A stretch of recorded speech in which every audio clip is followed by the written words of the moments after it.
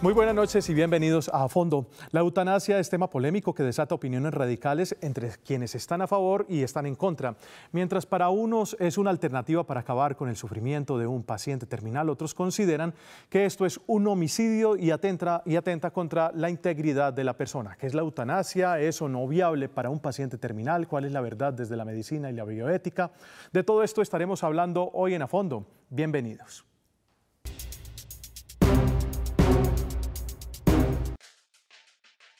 La eutanasia es un tema que causa polémica a nivel mundial. Las opiniones se dividen entre quienes la ven como un derecho a morir dignamente tras una enfermedad incurable y dolorosa, y entre quienes aseguran que el fin de la vida no depende de la voluntad humana. Eutanasia proviene del griego eu, que significa bien, y del thanatos, muerte. Su no legalidad en muchos países ha desatado polémicos casos como el de Terri Schiavo, una mujer norteamericana en estado vegetativo irreversible que abrió un acalorado debate sobre eutanasia tras una pelea judicial entre sus padres y su esposo. Fue desconectada y reconectada varias veces hasta que murió 15 años después de estar en coma.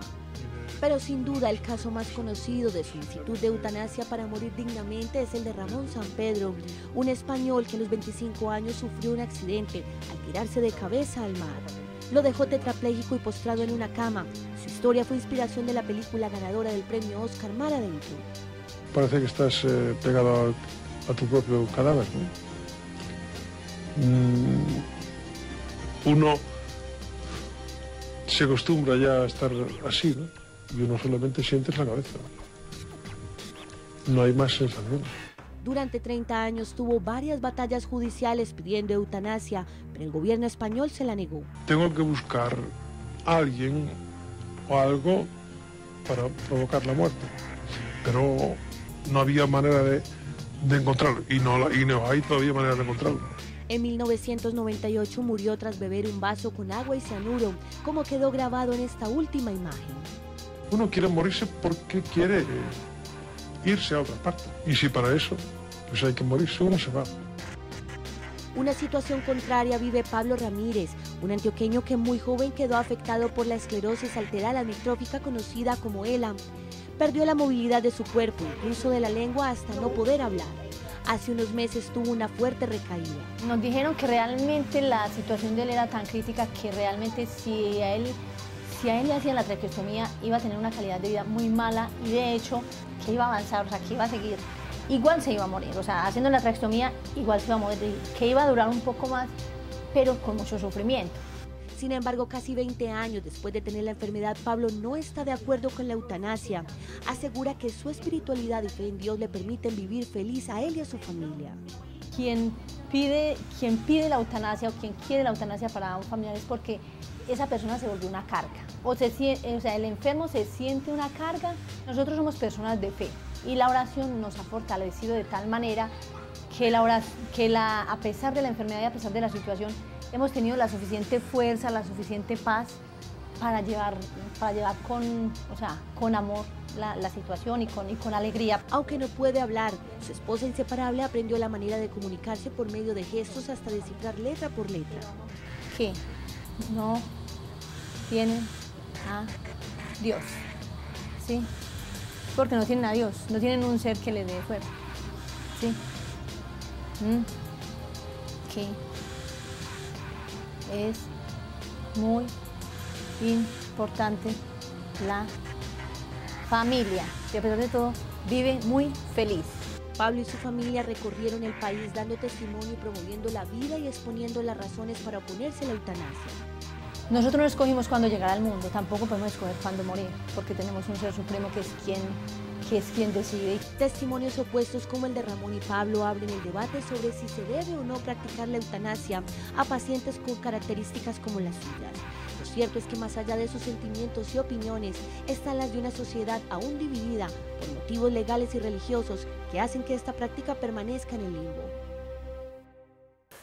Muy bien, y hoy está con nosotros para analizar este tema Nubia Posada. Ella es enfermera, especialista además en bioética y doctora en filosofía de la Universidad de Málaga en España. Nubia, buenas noches y gracias por acompañarnos en A Fondo. Muchas gracias, Jorge. Encantada de estar con ustedes, con todos los televidentes. Gracias, Nubia. Y también nos acompaña el médico terapeuta neural Jorge Gómez. Jorge, muchas gracias por estar en A Fondo. Gracias, Jorge. Muchas gracias por la invitación. Muy bien.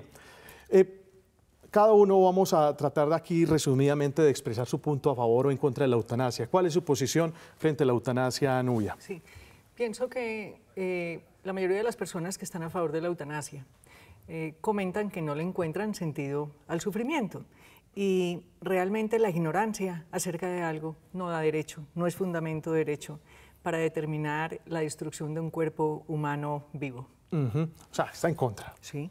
Totalmente. Nubia, Jorge, su posición al respecto. La ignorancia puede hacer que no se pueda destruir un cuerpo humano vivo, pero es que la enfermedad ya lo destruyó. Entonces, en ese momento, cuando se superan los límites que científicamente se puedan permitir para evitar el sufrimiento, por lo menos se debe hablar, mínimo se debe hablar.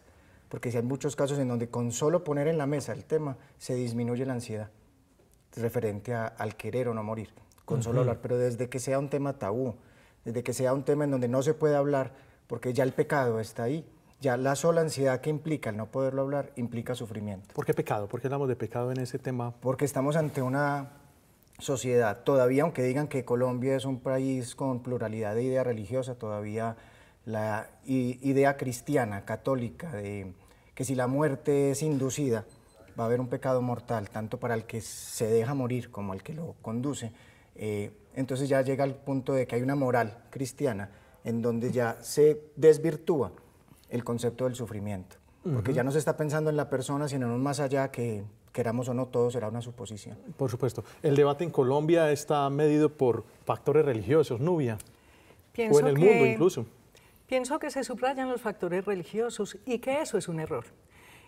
También es un error decir que la enfermedad acabó con una persona que todavía está viva. Si está viva no ha acabado, no, está en proceso, pero no terminó. En cambio, el médico que practica la eutanasia sí acaba con la persona, la destruye.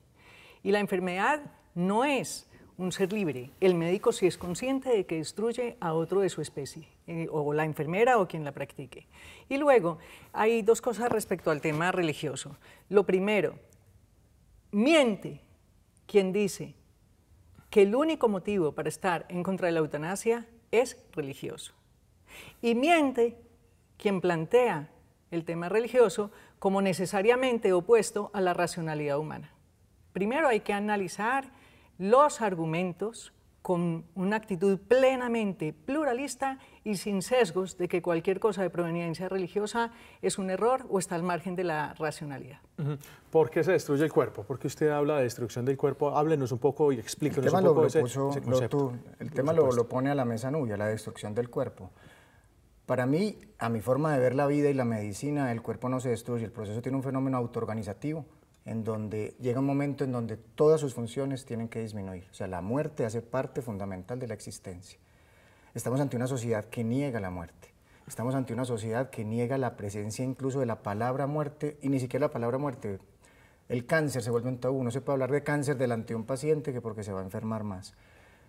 Irnos al punto que si el problema es que si la eutanasia es viable o no, incluso a mí me parece una cortina de humo, porque mientras tanto, hay un montón de gente sufriendo por un sistema social, de salud, de gobierno, que no permite una atención mínima en la dignidad de su vida y de su muerte. Muchas veces, y a mí me ha correspondido ver, un pedido de eutanasia se basa en la imposibilidad de una familia de poder cumplir lo que un Estado o de que una empresa de salud debería estar cumpliendo. Cuando yo no tengo los recursos, la muerte puede ser una petición de un recurso. Entonces ahí viene un proceso que a mí me parece que no deberíamos, como humanos y como colombianos, no pretender pensar que la eutanasia es el último término. Antes de la eutanasia está la vida y la muerte digna. Yo creo que Nubia tiene algo que decir al respecto. Sí, pienso que no se puede defender la eutanasia. Yo no la estoy defendiendo el evitar el sufrimiento, y estamos ante un sistema que hace que las personas sufran tanto que terminan pidiendo la eutanasia. Entonces yo incluso me dieron la palabra, sí. Luego se la darán. Sí, señora. Sí. Yo pienso que no se puede defender la eutanasia desde el referente del encarnizamiento terapéutico o distanasia o ensañamiento terapéutico. Los dos estamos en contra del abuso que supone el ensañamiento terapéutico. O sea, pretender intencionalmente postergar una vida en un cuerpo cuya biología ya no alcanza para esa postergación. Es un atropello al derecho de la persona a vivir su propia realidad natural de cuerpo. El cuerpo es la persona. Lo que se hace contra el cuerpo se hace contra la persona. Yo no entiendo cómo uno no puede defender la eutanasia desde el encarnizamiento terapéutico. No puede defenderla desde lo religioso, no puede defenderla desde lo... Pero sí, el ir en contra de la eutanasia sí se puede defender desde lo mismo.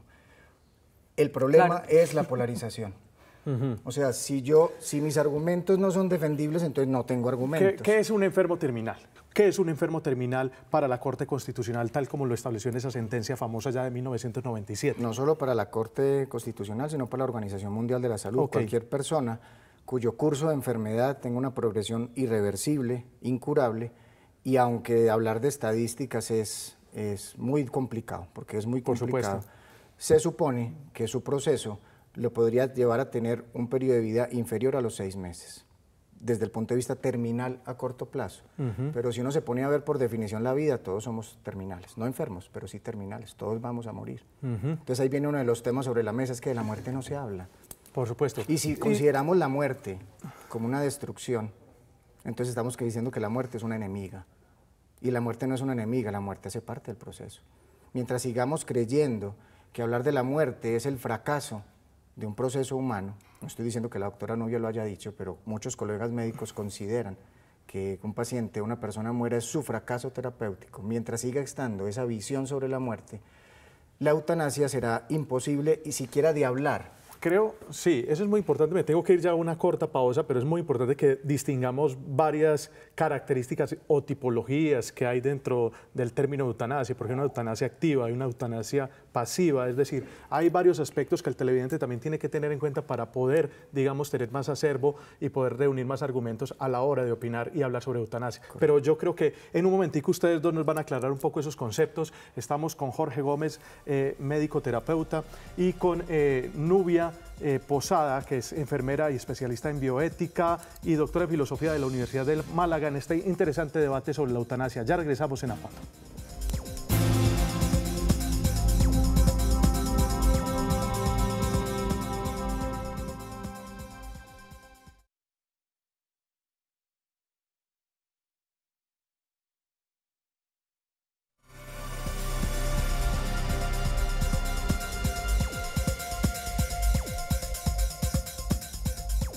Muy bien, continuamos en A Fondo hablando de eutanasia, hoy más desde el tema médico, y para ello nos acompaña Jorge Gómez, terapeuta neural, especialista en dolor y en cuidados al final de la vida, y también nos acompaña Nubia Posada, enfermera especialista en bioética y doctora en filosofía de la Universidad de Málaga, en España. Era muy importante tener en cuenta dos conceptos que son claves para entender un poco este tema de la eutanasia. Hay una eutanasia activa y hay una eutanasia pasiva.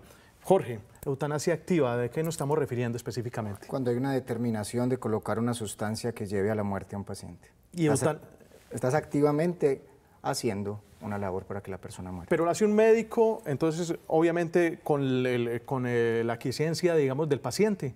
Y con un consentimiento, hay ciertos países del mundo, Holanda, ciertos países del mundo, en donde hay casi que un contrato, en donde el paciente asegura que lo está solicitando y tendrán sus métodos para hacerlo. Pacientes en coma, que es un caso muy común, por ejemplo, pacientes en coma que pueden tardar 20 años o inclusive más en ese estado. Por ejemplo, ¿cuál es la posición tuya, Jorge, frente a ese tipo de temas? Ante todo, evitar que sea un proceso mecánico el que mantenga vivo a ese paciente. Si estamos hablando de un paciente en coma y que lleva 20 años ante un ventilador mecánico, hay una vida que se autorregule. Se está regulando por un aparato externo. Pues eso es una extensión más de ese aparato. Un paciente en estos, a mi forma de ver, debe ser permitido que viva sin el aparato, Y si el aparato hace un proceso de ir deshaciendo, destruyendo, que yo no creo que sea destrucción, porque para mí la vida no va en un órgano, la vida continúa independiente de lo que los órganos digan, hay una vida atómica, una vida cuántica, un montón de cosas.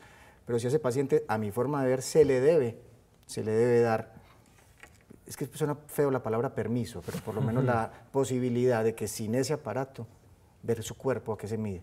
Entonces, es como definir hasta dónde viene el cuidado en cuidados intensivos, hasta dónde se reguló, hasta dónde se permitió llegar a unas funciones, pero si definitivamente ya hay un punto del que no sale por ese aparato, hay que dar el permiso, la autorización para que el paciente haga su proceso aparte del aparato. Conectar, entubar a alguien es muy fácil, desentubarlo es muy complicado, porque viene todo un juego de que si lo desentubo se muere, será eutanasia, no será eutanasia. Pero entonces también hay unas precisiones muy claras de hasta dónde hay vida biológica, hasta dónde hay vida en un cerebro, hasta dónde hay movimiento que permita conciencia y que no. Entonces, casi que decir que se puede determinar un protocolo es imposible, porque habría que preguntar el estado de coma de quién. Por supuesto. ¿De quién? Y entonces ahí, cuando uno mira, individualiza el caso, es cuando uno dice hasta dónde llega. ¿Y ahí la familia qué papel juega?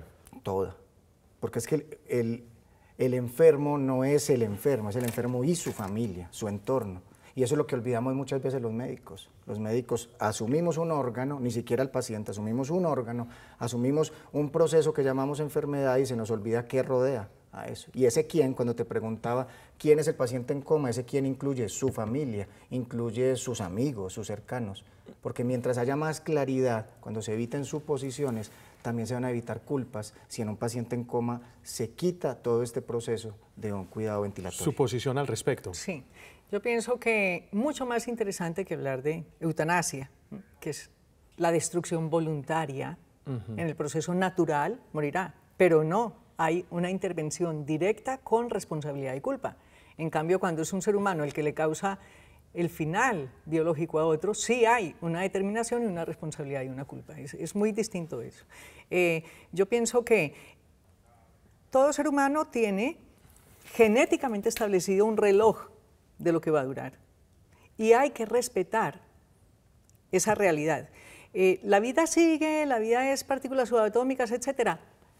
Hay que diferenciar que es un individuo real que tiene un nivel de perfección que en la naturaleza es el más alto entre todas las especies, que es humano, que tiene unos fenómenos cerebrales que trascienden la mera necesidad de satisfacción de instintos y solo tienen sentido en función de la capacidad de racionalidad que solo en esta especie se ve, racionalidad abstracta, por ejemplo, la capacidad de proyectarse al futuro. El futuro no es... Cuando una persona lleva 20 años, digamos, en una situación como la que estamos describiendo en este caso hipotético, que puede pasar en muchas ocasiones, ¿qué hacer con esa persona? No, pienso que estoy completamente de acuerdo con el doctor que no podemos caer en un encarnizamiento terapéutico, eso es una injusticia con la persona, con la familia y con la sociedad, que también lo tenemos que ver.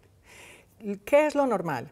Que se establezcan unos plazos que según los avances científicos del momento sean razonables para descartar la posibilidad de que esa persona vuelva a tener un nivel de conciencia pues, que se pueda percibir exteriormente. Y una vez establecido científicamente que en cierto porcentaje de casos no se da después de determinado tiempo, ya hay un motivo para decir no es razonable mantener esta situación. Desde ese punto de vista se da un proceso de búsqueda de una posible adaptación de esa persona para respirar sin unos referentes externos. Si esa persona logra respirar, por ejemplo el caso de Karen Ann Kinlan, famoso, la primera en la que sucedió esto, pues hay que satisfacer sus necesidades básicas en lo que ella no puede, que es un derecho de toda persona. Si esta persona ya no respira es porque si su biología no alcanza para vivir por ella misma, entonces estaríamos ante medios desproporcionados y tenemos que respetar también el proceso natural del final de su vida. Muy bien. Jorge, muy corto. Cuando la doctora habla de que estamos ante una especie llamada la perfección, yo creo que ahí viene el problema. Nuestra especie no es perfecta, porque si fuera perfecta se habría acabado la evolución. Y dentro de esta perfección o imperfección, si tratamos de legalizar lo que es natural, si tratamos de hablar de que se tiene que normatizar la muerte digna, eso quiere decir que deberíamos preguntarnos y cuestionarnos como humanos si lo que estamos teniendo es una vida indigna.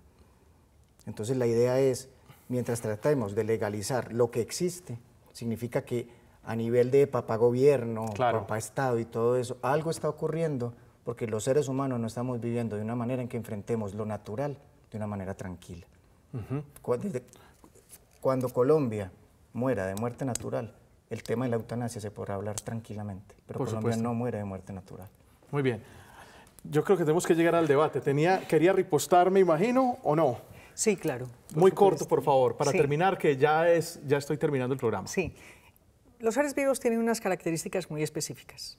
Cuando yo digo que un ser vivo tiende a su mayor bien o perfección, estoy diciendo que tiende al despliegue de toda la capacidad que da su genoma y que da el desarrollo de cualidades que ha logrado desplegar a lo largo de su existencia. La tendencia a ese despliegue de esas capacidades no se puede negar con argumento de que no existe una perfección lograda hasta el final.